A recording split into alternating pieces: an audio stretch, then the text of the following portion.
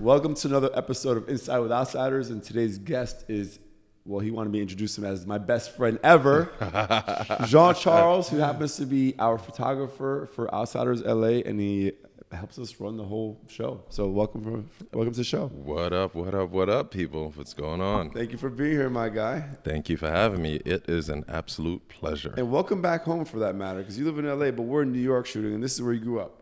Yes, it is my home. I was born in Haiti originally, but I was raised in Queens, New York, and I love this city so much with all my heart. I'm so happy being here. I see you. Like, I picked you up at the airport, and you were like just thriving on being in this environment. Yeah. You needed a break from that LA. I did. LA is beautiful. LA is great. I think you just, I don't know. It's just, there's no other city like New York, you know? There's no other place like it. It's like a different planet within itself. So For sure. I call it the bubble. Yeah. And I think when I'm away too long, you know, sometimes I needed a little time. That's why I moved to LA. Needed a little separation, I would say. And, but I don't know. You gotta get your New York fix. Yeah, I always describe it as it's a long-standing marriage. We're never gonna leave each other. Sometimes we'll hate each other, but I will always love you. Well, we're gonna get into your story. You know, you're an interesting character, like a Renaissance man in a sense. 'Cause you're a poet, you're a photographer, Yep. and a great photographer at that. You take great photos for us, for Outsiders. Thank you. A videographer now as well. Yep. And your passion currently is acting. And this is your initial reason why you left New York one of the reasons you left New York to go to LA was to pursue your acting career. Yeah. Well, I left New York to change up the lifestyle a little bit. I wanted to have immediate access to nature and be close to the beach more than anything, right? Because I love the water. I'm a Caribbean boy, right? Yeah. But I can't swim, so plug that one. we're gonna work on that. I tried to teach you how to swim in Puerto Rico. You did, and many people have tried to teach me how to swim. It's The secret close. is I know how to doggy relaxing, paddle. Relaxing, Yes. and letting yourself push I up. remember. Not this. It doesn't work. By the way, this dude can hold his breath for an inhuman amount of time. It's ridiculous. It's like, did you train for Navy SEALs like none of us knew? No, man, I just feel comfortable in the water. And then once you get comfortable, you can hold your breath. But this is not what the podcast is about. We're going to talk about you and find out about you. All right? So yeah, I did move to LA for... We're going to rewind a little bit. Go for it. You were born in Haiti. When did you leave Haiti? 6 years old. 6 years old. So what was your time like from the time you were born? Like, do you remember, what are your core memories from Haiti? Very faint. I have very vague memories, honestly. I remember the strongest memories are my dad taking me from my grandma's house, which I was staying at the time. My mom was in New York setting things up, getting ready for me to come. And my dad came and he said, okay, it's time for you to go with your mom. And then I remember the plane ride. I took American Airlines. Solo or you were dad? With my pops. Yeah. And I had a meal which felt like it was a 3-star Michelin meal at the time because I didn't know anything but what I was eating at the time. But Haitian food is still the top, still number one for me. But and then I came to New York and lived with my mom and her boyfriend at the time, had the crib with a dog, and you know the dog was my best friend because we both didn't speak English, but we understood each other. You know what I mean? It was beautiful. It was really beautiful. There were some rocky moments after that for a few years, but you know my mom's a resilient, amazing woman, and she made it happen. Kept me out of trouble. I actually, after we lived in that crib, which was Queens Village, referred to as Shadyville to some people, but we moved to Southside Jamaica, Queens, and I think we did a year or two there. My mom was like, nope. She was like, no, I started hanging out with some very interesting characters. And she immediately... How old were you then? I was about 8. Okay. Shady characters at 8 years old, really? Oh, yeah. Started early. I was walking, going to school. So when you left Southside Jamaica, Queens, where'd you go from there? We moved to Queens Village proper, kind of by 212 off the Clearview Expressway. Okay. Yeah. Right. That's like, I would say, one of the last little towns before you hit Long Island. Gotcha. Yeah, we moved there, and there's still shady characters there, but it wasn't as exciting as Southside, because Southside back in that time was very explosive. And did you have siblings? Not till I was 12. Okay. Not till I was 12, my little sister was born, and then when I was 16, I met my older sister on my dad's side. So, Gotcha. yeah. But tell me, you met her at 16. Where'd you meet her? Like, what was that like? My mom knew about her because my dad's a Rolling Stone. He's probably got about, I don't know, 10. I'm one of 10, I think. What, really? Yeah. I didn't know that about you. Yeah, I'm one of 10, man. Pops got around. He got around. Dad, if you're watching, stop. Is he still doing it? He's 84. He's slowed down considerably. Actually, yeah, they just flew out and saw my play in LA about 2 months back. Yeah. My sis and my dad, nephew, I was very warmed my heart. It was amazing. It was amazing. Nice. But yeah, I'm one of 10. So my mom knew of my sister, brought me to her crib in Brooklyn. Oh, she lived in New York at the time. Yeah. How much older was she? So my sister's about 3 years. My oldest sister, she's about 3 years older than me. Yeah. So my mom brought me, introduced me to her, and we've been super tight ever since. Nice. Yeah. So where'd you go to high school? I went to Andrew Jackson in Queens, in St. Albans, Queens. Yeah. How was that for you? Interesting. It was I'm assuming you picked up English by like right away when you were 6. So like. Oh yeah. I was when I got to the school in Queens, they put me in an ESL class, which is an English learning class, and of course I blew it out the water. I walked in day 2. I was a teacher here. I was already speaking English. I had it down pat. But it was really interesting going to high school, because the high school I went to, my mom was constantly, actually, it was on the news many times because it was so rowdy. So really? My mom was like, you can't go to the school. But my grades weren't the best at the time, only because I didn't go to class. That'll do it, yeah. But when I did go to class, I had no problem passing tests. I excelled in the class when I was actually there. Most of the time, it was a cardboard cutout of me there at the class, just taking attendance from me. What was it about school that you didn't like? Or I should say, maybe the better question is, was there any part of school you did like? Yeah, I love science. I love literature, of course, which I had a teacher who was really dope, who helped me actually work on my poetry and getting better. I think it was just, not every kid learns the same. Right. And it was just, I just have a lot of energy. I still do at my age now. And it's just hard for me to sit in a desk for 45 minutes at a time for an 8-hour time span. Same with me. And I just thought of different ways I think of different ways on how, if I had a child that was the same as I am, or even like my nephew, for example, like he's got so much energy, have him sit down and focus on one little task is probably more challenging. So I think the solution could be giving them multiple tasks. I feel like, if you fall into that category of maybe ADHD or ADD or hyper, or lots of energy, it's not necessarily, it shouldn't be viewed as a flaw, because it allows you to multitask better, because you like having a lot on your plate, because that keeps you interested. So I feel that means it'd be better. Yeah, I think, one of the subjects I actually excelled in a lot, forensic science in high school. Yeah. You had forensic science in high school? I had forensic science in high school. Yeah. So, I kind of want to lead into, from high school, you didn't go to college, right? I did not. But what did you do right after high school? See, the Haitian accent still wants to fight its way out sometimes. I took a philosophy course. In where? In New York, Manhattan.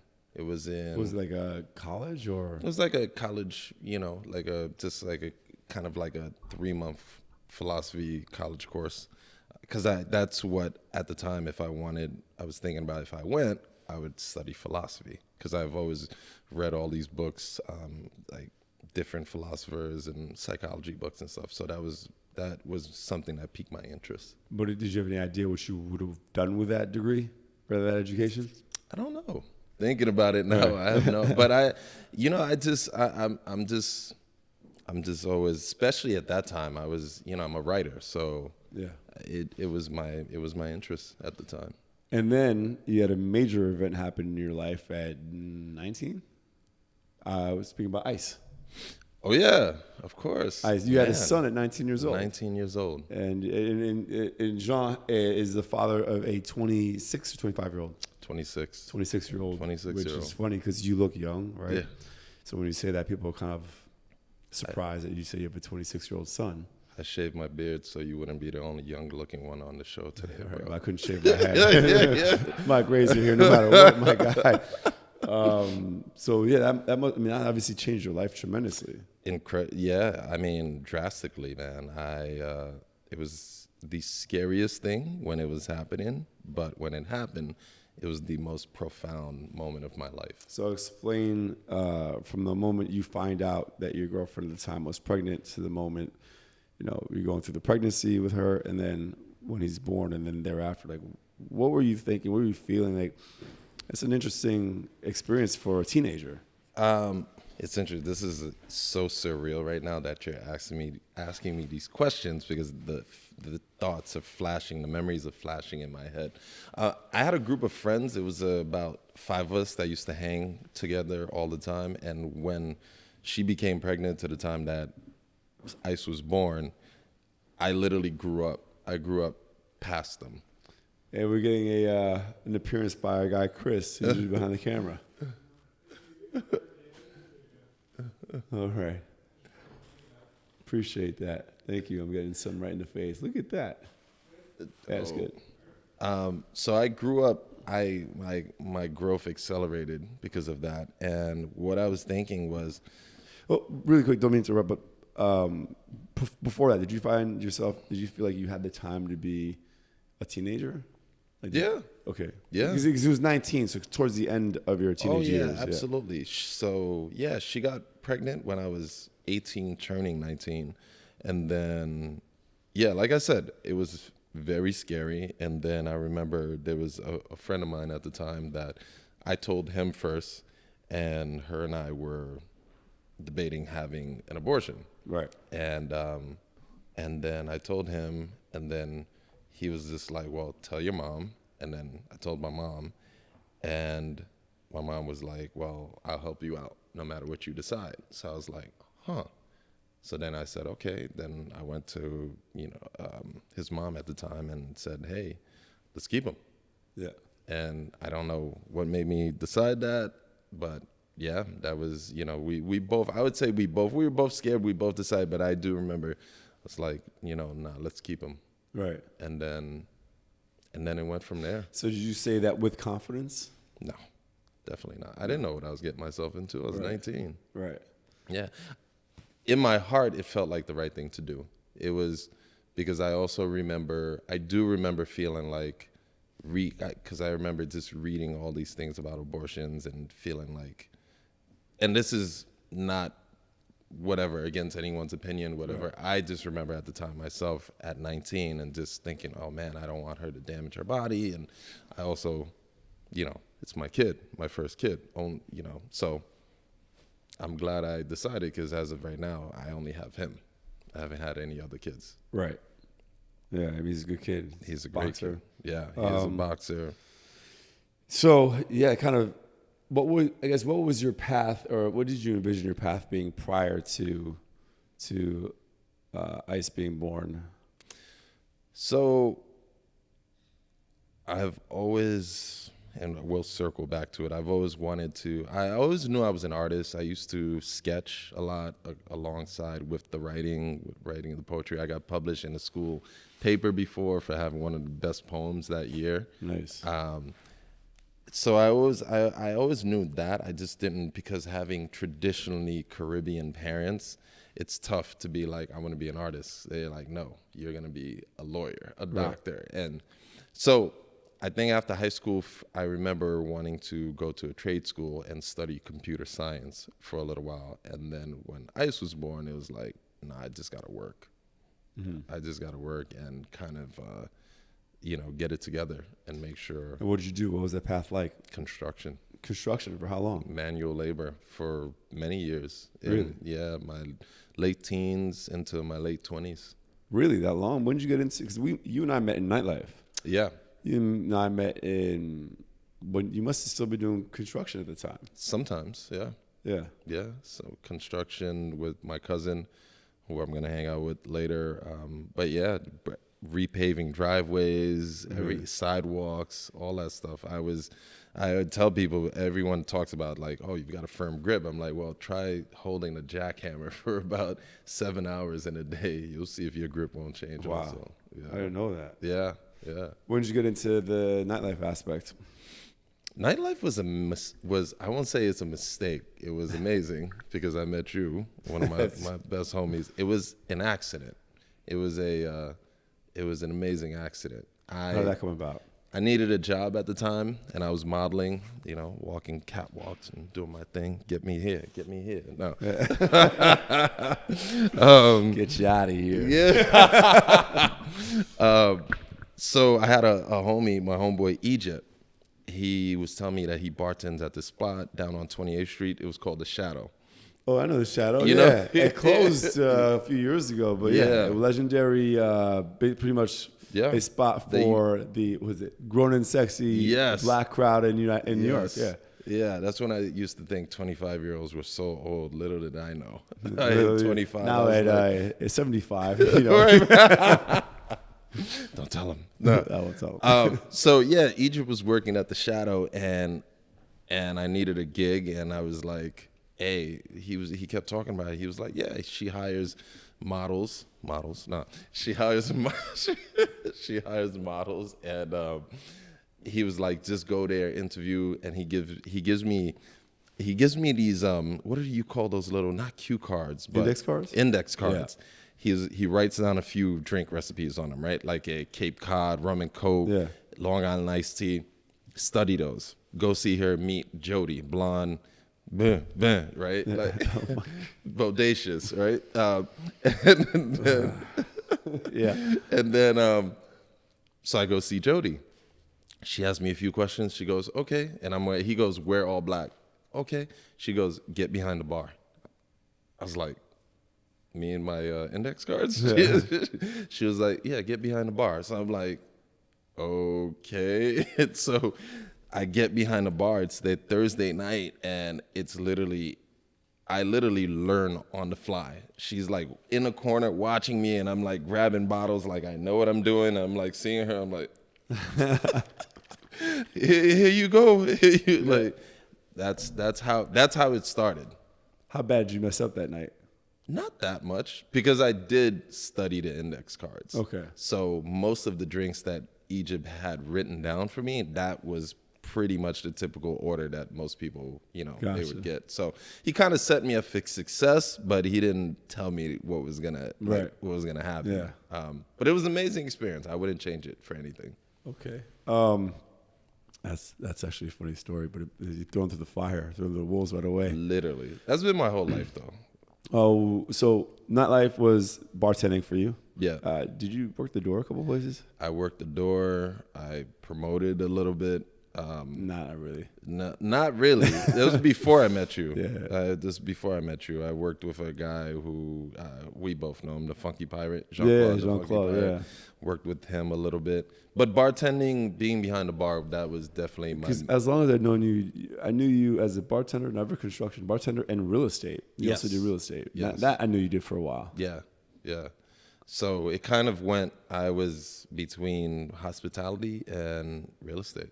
Yeah, gig work and the real estate stuff. When did you realize you wanted to do more and when did you know you wanted to be an actor?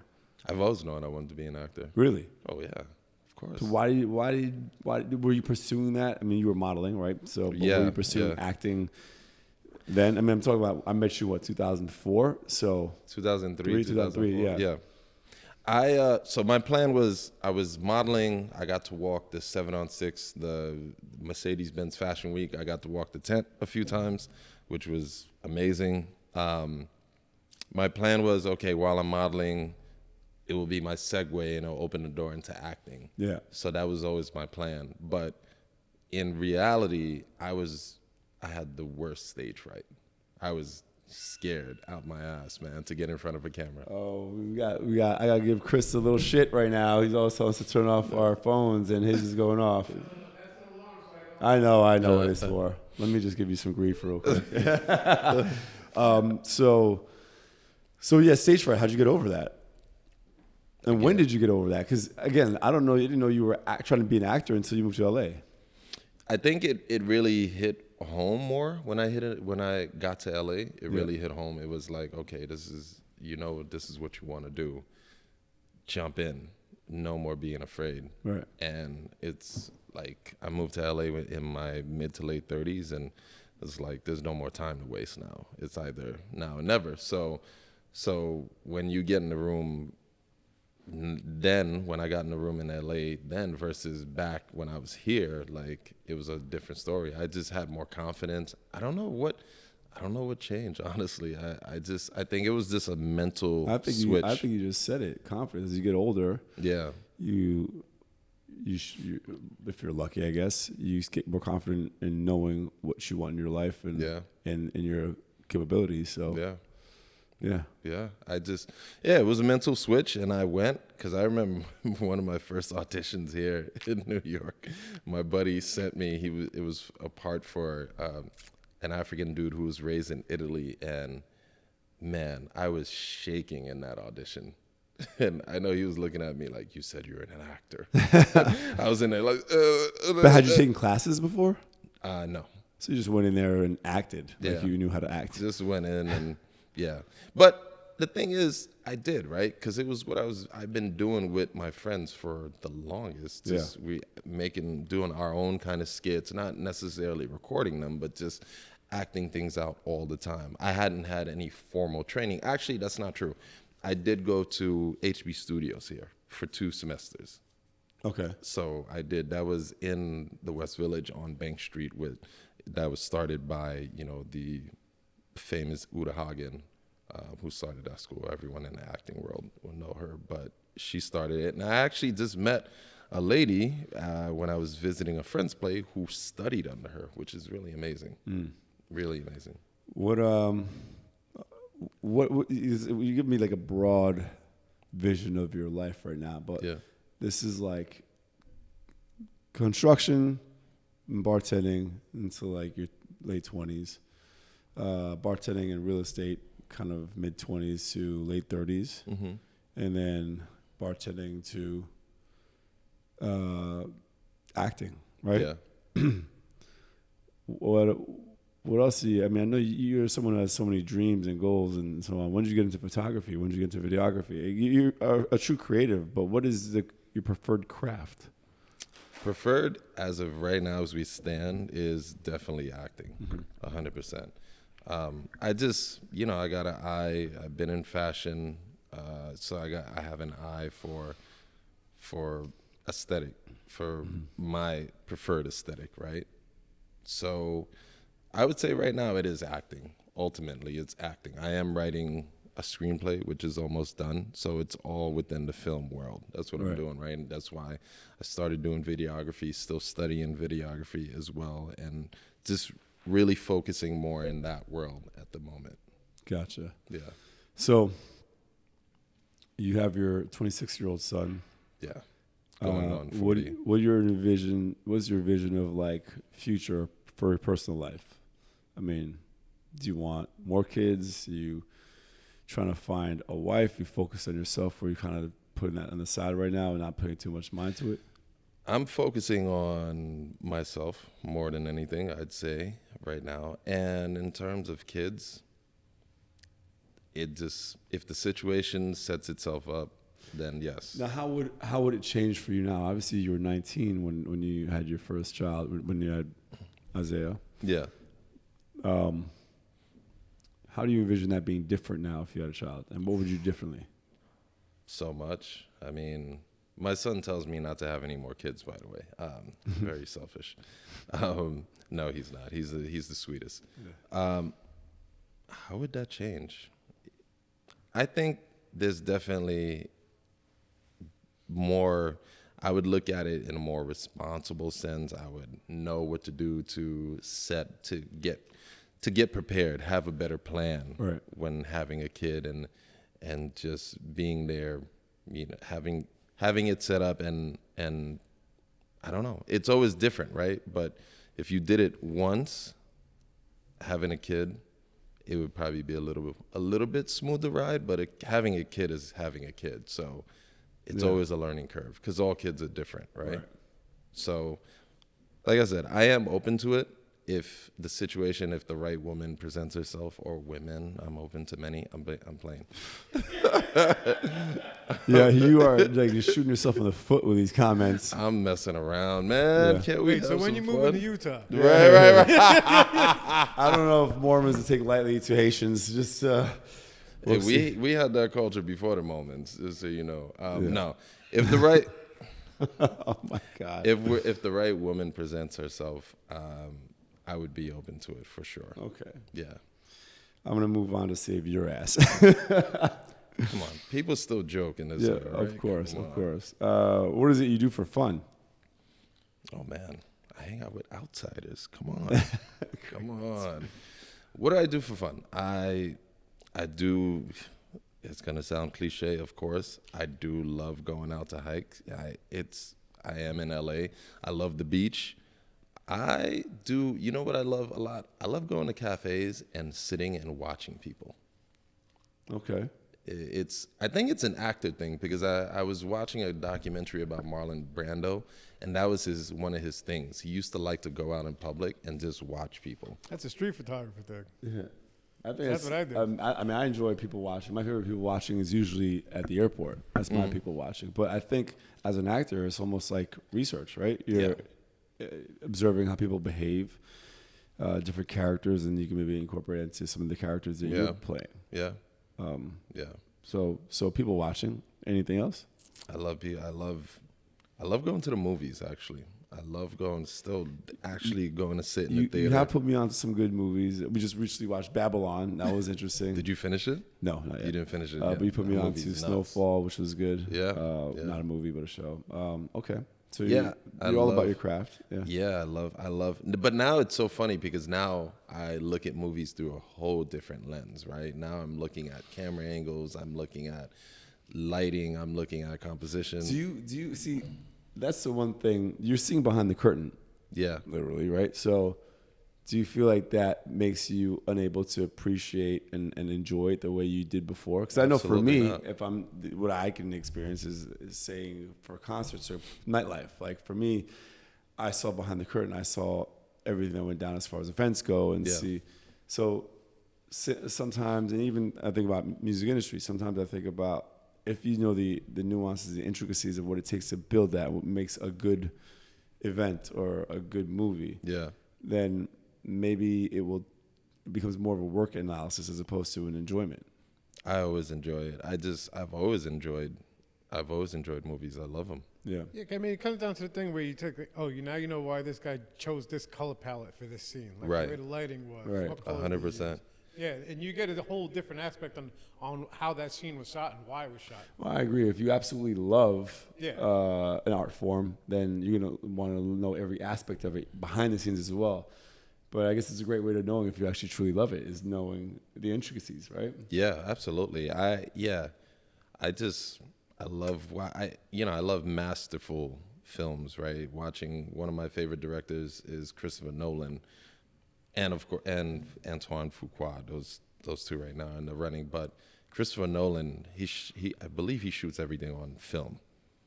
Just like we were watching Babylon, and remember I was like, I think they shot this on film, and I looked it up, and sure enough, it's shot on 35 millimeter film, and it gives it that cinema, that look, that kind of just that timeless, beautiful cinema look, and I love it, absolutely love it.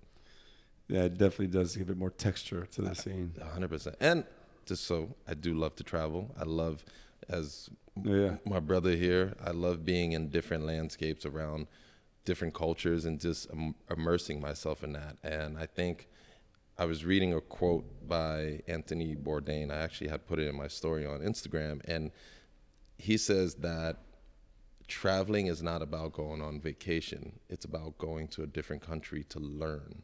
Yeah. And I think that's so powerful, man. I agree. And I have some strong opinions about this, right? I have strong opinions, and I'm being a little judgmental here. I apologize if you travel this way, but those who travel to beach vacations only. You only travel somewhere to go to the beach. You go to the beach, no matter where you go, the beach is the beach. I mean, there's nicer beaches and so on, but like you go in that same experience. It's the only places you travel to. Yeah. I want to open your eyes to other ways of traveling. Me personally, sure, I enjoy a beach, but I also want to, if I'm going to a place that's tropical that has a beach, I want to explore the town, the culture. 100%. I don't need to go to a place that has a beach all the time. Right. And honestly, the way I like to travel, I want to travel and find out, could I live in this place? Where do locals go? I always say this. Where do the locals go? I don't need to go to a Michelin star restaurant at all. I want to go where the locals go on a Tuesday when they don't want to cook and they want to eat. Yep. On dinner. I want to go there. I want to go experience, like, what is it like to live here? And we did a great job of that in Rio, in Brazil. Jean is obviously, as I mentioned, part of the Outsiders LA, huge part. And he's also attended some of our destination trips. And we had a blast in Rio. We also did Yellowstone. Yeah, Puerto Rico too. Puerto Rico was good. And I think Puerto Rico is a testament to that, right? Yeah. We were at a place with the beach, same as Rio, but we dove into the culture, the music, the arts, like, the urban environment along with the beach. And I feel like that's the way I would love to have people travel. That's why I do the outsider destination trips the way we do them, because I want to expose them to the cultures that we're visiting. Right. And maybe we'll open someone's eyes to wanting to know more, or maybe even moving to the culture or to the location, whatever it is, but just more than just sitting on a beach. And I hate all-inclusive resorts with a passion. I think I have to agree. All-inclusive resorts, you're not getting any part of the culture. The same. Why go travel somewhere? Just go to like a pool where you have an open bar, and it'll be the same experience. Right.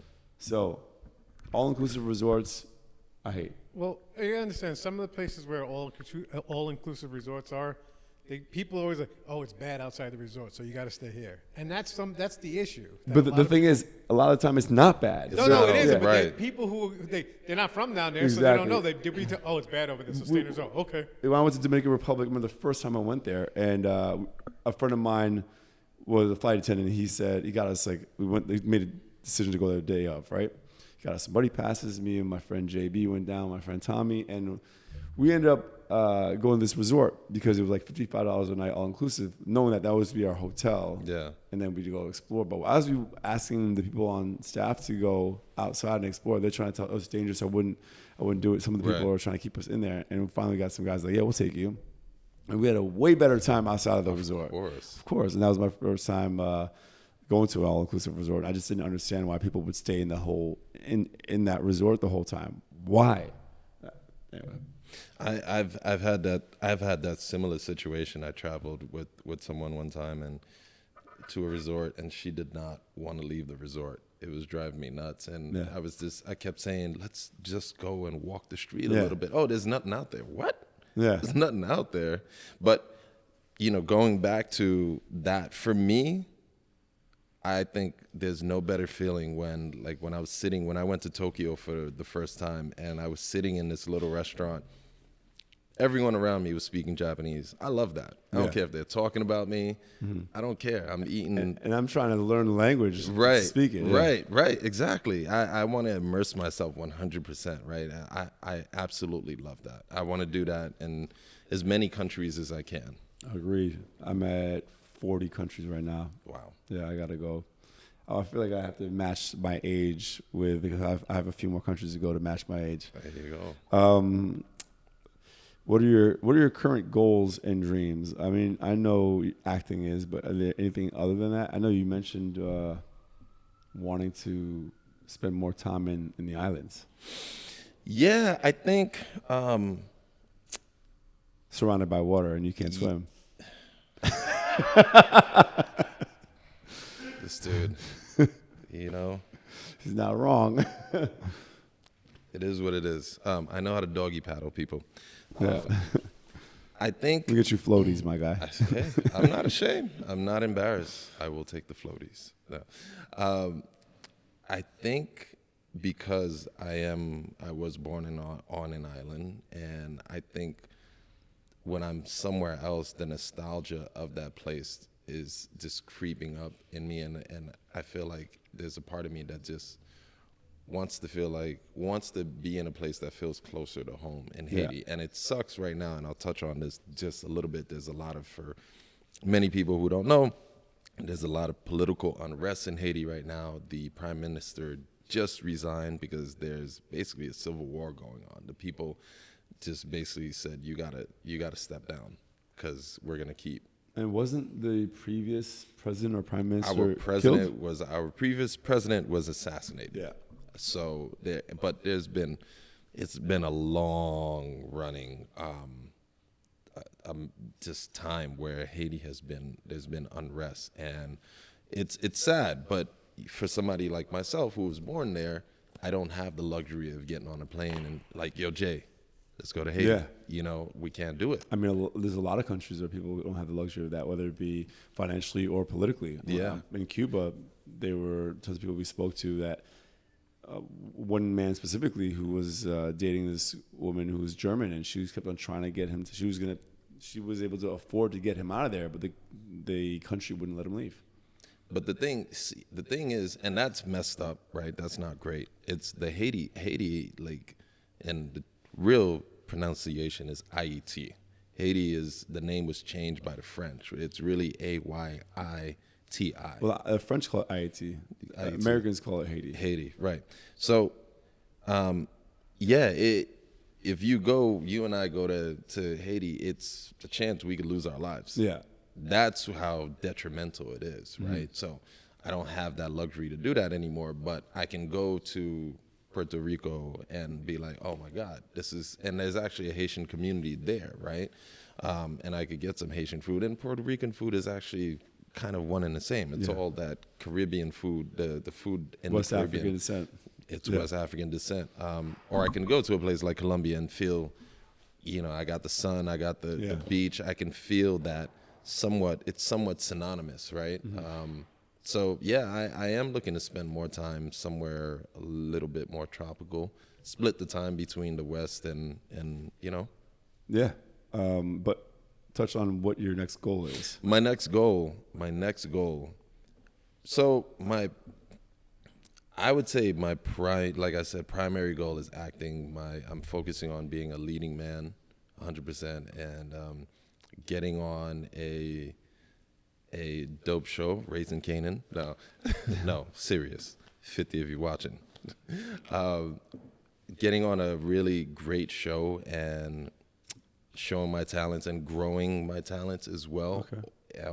Booking some leads and some, working with some really amazing directors and other talents as well. But I want to grow as an actor, and also, so I would say my next goal is making a movie. Okay. So being in front of the camera, then my next goal is being behind the camera. So like I said, I'm already writing a screenplay. That would be my next goal. Okay. Well, I know you're going to achieve that if you put your mind to it. Yeah. I'm going to pivot a little bit now and ask you, what is your favorite part of Outsiders? Because you've been a huge help, but what I absolutely adore and appreciate is the fact that you're passionate about the Outsiders. I love it. Yeah.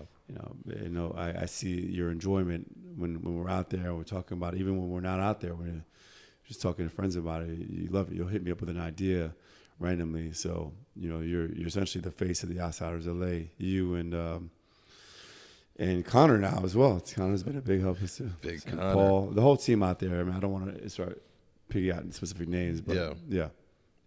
Everyone's amazing out there in LA. I mean, all the Outsiders everywhere. I think everyone's doing an amazing job. The concept is incredible, and I got to say, before I touch on my favorite thing, I think it's so incredible how you talking about pivot. You went from nightlife. You took all the people from because I do still like to go out and dance. I know you do as well. I love to go out and find a dope party, good music. Kind of hard to find in LA. Right. unless Moma's there. But I think it's great that you took all these people from a somewhat unhealthy environment and pivoted them into a healthy lifestyle and activities. And it wasn't just the people that were in nightlife. I feel like anyone needed that sort of outlet. Anyone, of Definitely course. people who are tired of nightlife and tired of that. But we needed an option that wasn't that. 100%. Yeah. 100%. I mean, I needed an option that wasn't that, which is how I created it. Yeah. I wanted that. I didn't see it being done the way I wanted to see it done. So Yeah.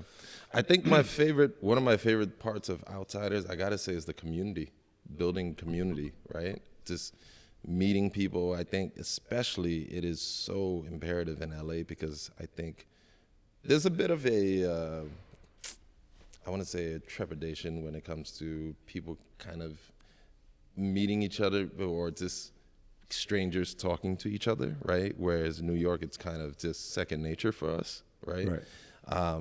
Asking someone for the time, that person could end up being your best friend for 10 years, right? Yeah. So that kind of thing. And you don't really have that in LA, and there are many factors that play into that. So cars and how it's spread out and everything. But I think that building community, I get joy out of seeing people who never knew each other meet on the trip and then on a hike or paddleboard thing, and then they come together the next time and they're friends from that, right? But I would say that's probably, aside from the destination trips, I would say the community aspect is one of my favorite things, and I get to snap shots of people's amazing moments, right? Right. Yeah. Absolutely. And the great shots as well. Thank you, sir. And being that we're in the North Face showroom shooting this podcast, it's only fitting that I ask you questions about exploration, because we obviously never stop exploring here. Never stop exploring. How do you incorporate exploration in your life? It can be, with the outdoors or just in general. Like, what's that look like to you? I think I'm moving to a different city, and you could just explore your neighborhood, right? Not just because everyone knows we don't have to beat it down that we travel. Everyone knows we travel. But it doesn't have to just be exploring the world. You can explore your city. Great point. Explore the block you're on. You never know. There could be a great coffee shop or a restaurant right down the block from where you just moved into. I was very fortunate. I got to do Lyft for a little while when I moved to LA, and it helped me really get my boundaries. Right. Yes. Because if you don't drive around that city and get to know it, you're lost a lot of the time. And I was very fortunate. I went from Orange County to Thousand Oaks, all over. So now I could look at the map and know, I'm like, oh, okay, this is that. Yeah. I know my way around. I know, to that point, like, my way of exploring is riding my bike in the summer and with Outsiders. Again, talking about exploration, typically people think exploration in a nature setting, right? Yeah. But the urban environment is just as exciting, in my opinion. Like, we launched Outsiders with the concept of with the event, the Rockaway Bike Ride. Yeah. And what's interesting about that ride is we're riding through parts of Brooklyn and Queens that people who have lived here may have never seen. Right. Parts that are like the Caribbean part. Then there's also parts that are like where there's mansions. And then there's like beach town aspect of Brooklyn and Queens. Yeah. So it's a real exploration for me. I love my means of doing so is through cycling. I know Chris, his means is through street photography. So he walks 12 miles a day at a minimum, and will see parts of New York that maybe he knows, or even if he's passed by, he's noticed a new thing about that one street. So I think exploration goes beyond just in a natural setting, but urban exploration is just as important. Oh yeah, I used to skateboard, man. So I used to explore a lot. Yeah, get a lot of bumps and bruises, but I was on that deck like crazy in the city. I think it's important just to get outside. It is 100%. Yeah, and hence the name, obviously, Outsiders. There's no two ways, but that's how I like to explore for sure. Yeah. So, I guess, how do you continue to foster your love for the outdoors? You're obviously part of Outsiders, right? So that's great. But there's times where I see you. You'll post a story, or you're actually going on a hike on your own. All the time. I made sure I went on a hike this Sunday before I came here. Mm-hmm. just, I think for me, I know for me it's more so than just, oh, I'm hiking. It's just, it is important for me to connect with nature because it recalibrates my spirit.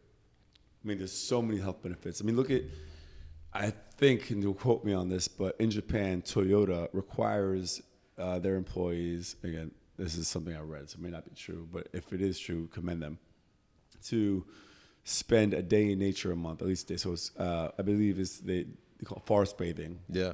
And it's a requirement of Toyota employees to do that once a month. Yeah. And if it's not a requirement, I think we should all incorporate that. 100%. I totally agree. I actually think a lot of people neglect to realize how important it is for just your state, your well-being. There's so many health benefits. I notice a huge difference from the moment when we do go on a hike, especially for New Yorkers, specifically New Yorkers and in Chicago, LA as well, but mostly in these really urban environments where it's a concrete jungle. The people's demeanor when we pick them up as opposed to 30 minutes into a hike changes. 100%. So much lighter, so much, when it's just, it's, yeah, I guess it's this underlying health benefit, something about nature connected with it. You know, vitamin D is a hormone, man. It's, and you know, community. Back to community, so. All right, now I'm getting into some more fun questions, all right? I hope you thought about this one. I know what your idea. You got a wicked got a idea good of one. fun, man, you know? This is one of my favorite questions because some people have these amazing, hilarious moments. What is your most embarrassing moment? Oh, my God, man. I think we've discussed some of them. I know we've had some amazing stories out there. Shout out to Ken Tanaka. Shout out to Javier. You know, things from pants ripping, getting onto public buses and being in their tighty whities to food poisoning, running the marathon and having to take 26 shits, one shit per mile, random things. So I would love to know, what is your most embarrassing moment? For a guy who's as smooth as you are, and I know you well enough to know you've had some embarrassing moments. Okay, I'll tell you a story. Tell me a story. I want to hear this. I'll tell you a funny story. Man, this is hilarious. So I one time this was back when I was still bartending, living in New York, I got this party I got contracted to work this private party. And I had the host of the party were giving out weed brownies. I ate a square as big as my phone. Oh my God. Man. Listen, it was a very interesting experience, man, because it also was, you know, it was an all guys party that I was working. So they wanted to get bartenders. So it was me, it was a Spanish dude, and it was a white dude. I remember. When you say it was all guy party, it was a gay party? A gay party, yeah. So it was this dude, Will, the Spanish cat, and then this white cat, right? And so we're all, before they come out, one of the hosts, he comes around, he's like, we have treats. And I was like, oh, okay, cool. He's like, it's special treat. I was like, all right. You know, so I drank at the time. So I'm like, okay, cool. So setting up the bar, working, and then it gets busy. Nothing happens because, you know, I don't know, people don't realize, if you've never taken any kind of THC-laced snacks, it's a delay. It's like a time bomb, right? It's a delayed reaction. It hits, your body has to metabolize it. It's not like when you smoke it, right? So once it hits, it hits. So I'm behind the bar working, serving drinks, blah, blah, blah. The dude, Will, the Hispanic fellow, he comes up, he's like, oh my God, I'm bugging. I think the brownie hit. And I was like, man, get out of here, dude, go work. I turn around. I swear to God, the register moves back, like in a movie, like it pans back, and I was like, holy shit. The whole room becomes a strobe-like effect. My motor skills are gone. I'm like, whoa, what the? I turn around, the crowd, everyone's like, can I get a drink? And I'm like, yo, I'm coming. And so in my head, it's like, I'm going. And then my cousin, who I told you I'm going to hang out with later, I'm like, I go in the back, like, oh, hold on, I'll be all right. I'm sweating bees, whatnot, right? So I go in the stairwell. I'm like, yo, Greg, come pick me up. They're gonna take me in the back and do something. I was like, they drug me. Come on, man, come get me. And then, so this is the first call, right? I called him like 10 times that night, tripping balls, dude. He's like, on the 10th call, he's like, yo, if you call me again, I will not come pick you up. So I'm at the bar serving drinks, nervous and whatnot. Mind you, the host of the party, they was super cool. They weren't gonna do it, and they told me it was a special brownie, right? So it was crazy. And then my cousin finally comes and picks me up. He's just like, get your ass in the car. So we're driving. I pass out, get home. I think I slept from. He got me home at 7 in the morning, dropped me off. I slept from 7 that morning till 7 in the night. I got up, ate. My mom, because I was still living at home, made food, or my mom made food. I ate, went back to sleep till like 8 o'clock in the morning.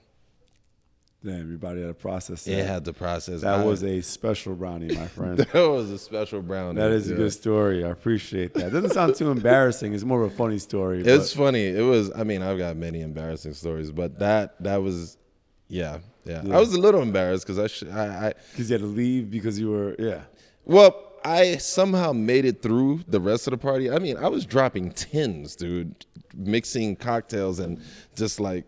Tins were falling out my head. I'm envisioning like that scene in Wolf of Wall Street when he's trying to drive back in his Lamborghini. That was me. Yeah. That was exactly how the Quaaludes have the time. Exactly. That was me.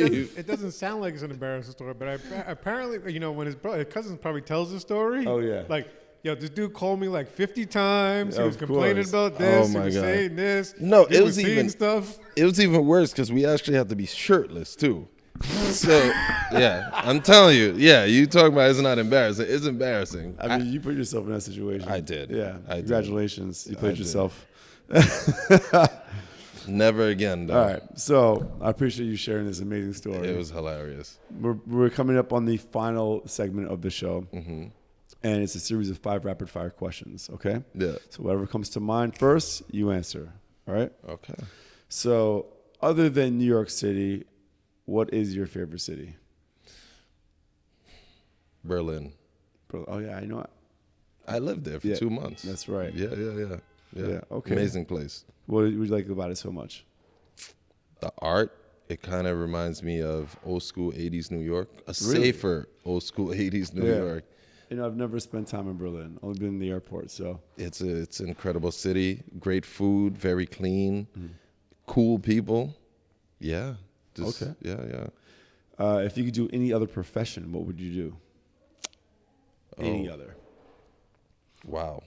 Stripper. No. Any other? Cool. Next question. Any other profession? I would say. Well, you came close to being a stripper at that party. You got fed a brownie.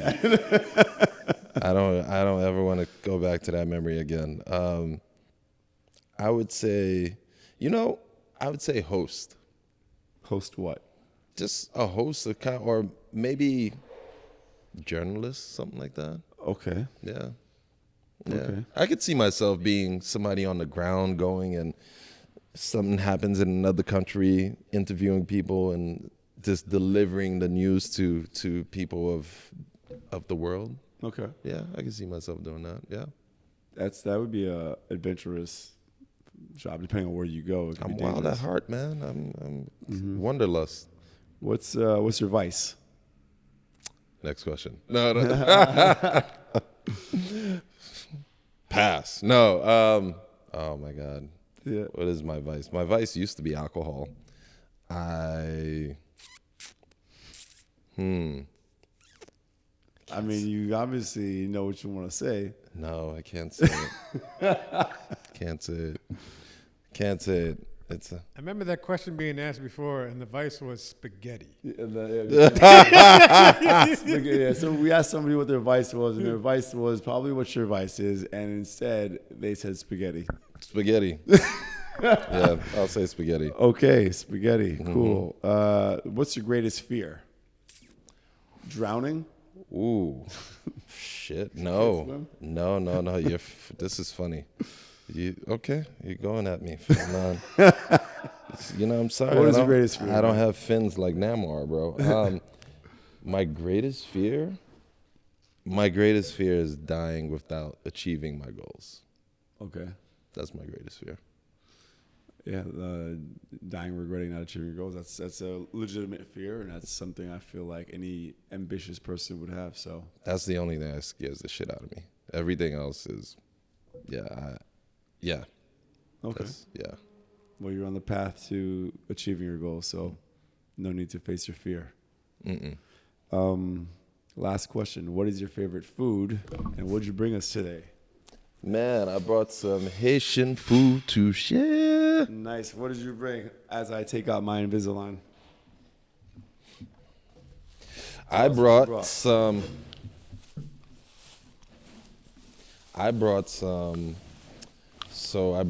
Haitian food, like I said, and I have, man, they stapled this close. Wow.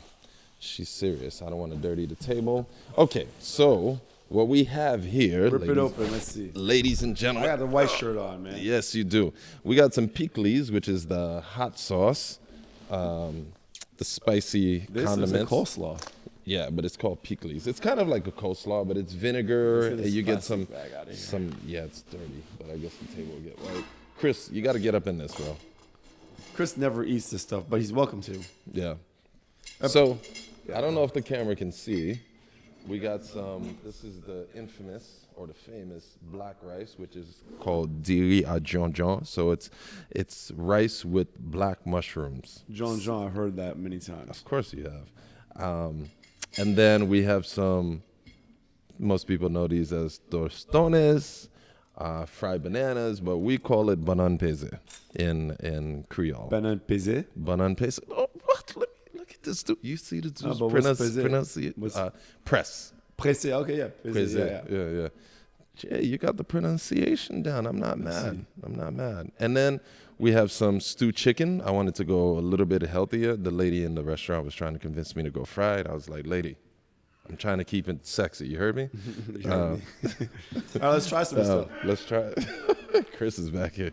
All right, Chris, you didn't know this was going to happen he didn't warn you what was going to happen when I came here, bro? I was going to lock this down, I'm surprised dog. you didn't bring spaghetti. All right. Oh, wow, this is really good.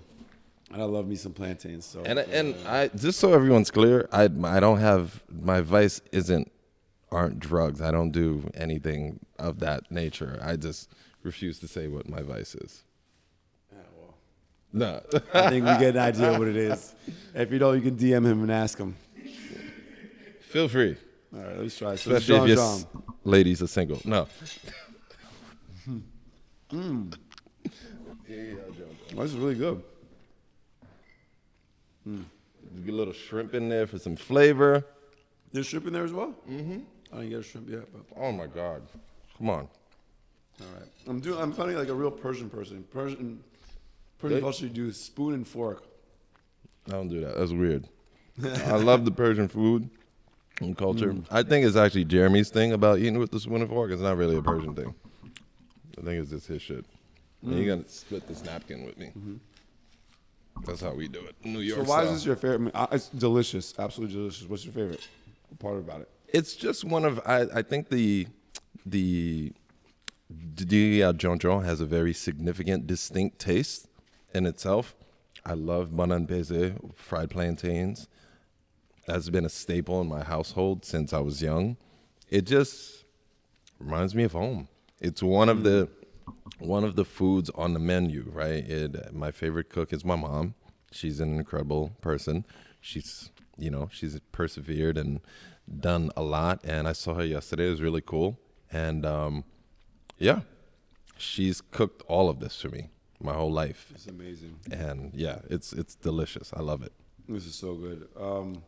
We're gonna get to eating this, but I want to thank you for showing up and doing this.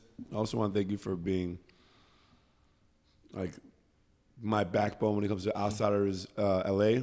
Happy like, to. helping us out tremendously. I mean, it's you that helps us make it happen. I'm really excited to keep traveling the world with you on these Outsiders destination trips and having a good time in Brazil, Puerto Rico, Hell yeah. Portugal in August. Yes. So, living life with, I'm blessed to be able to do these fun things and have my friends join me. So, Yeah. thank you. Thank you, brother. Thank you for having me. My Jericho twin. That's right.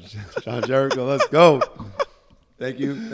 Thanks to North Face. And stay tuned for some more episodes. Peace.